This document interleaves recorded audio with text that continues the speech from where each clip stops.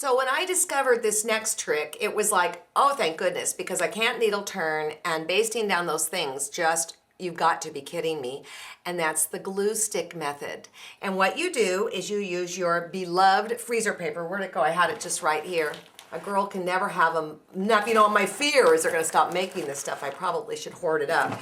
And you're going to go down and you're going to trace it just like you did your typing paper. You're going to put this shiny side on your pattern, and then you're going to draw on the rough side. Just like this, single layer deep.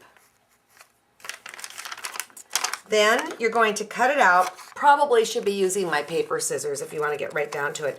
Exactly the size that you want it to be.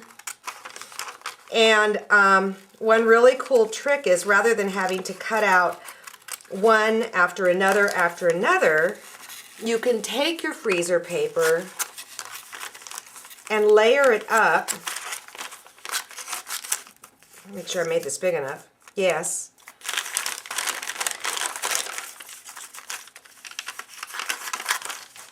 I'm going to go about 4 deep.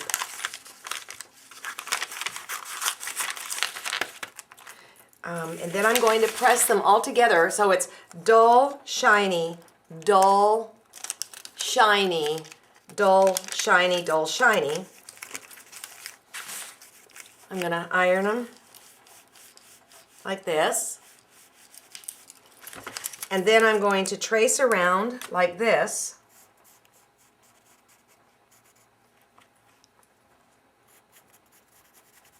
Cut again. Understanding that if your cut is crummy, so is your applique piece going to be crummy. So you want it to be a nice cut. I don't want to say I'm super careless with my scissors, but I love scissors and I don't have problems buying new ones or getting them sharpened. And then you can peel them apart, because for every leaf there's going to be one of these papers underneath it using this next technique. What you'll need to get your hands on is a glue stick that is water soluble. There are some fancy dancy ones on the market, but the fact of the matter is I just get what they sell at back to school time.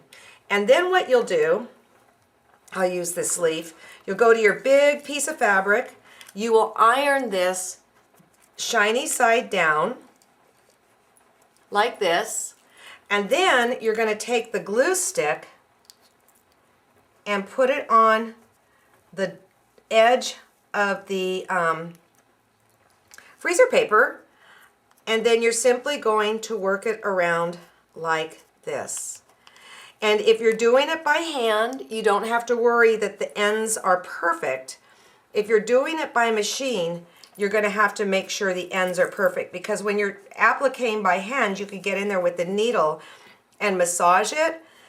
But in this case, I'm going to want to make sure that this little doodad, if I'm going to do it by machine, is down. And I can do that by using my little wand iron and just ironing it into submission.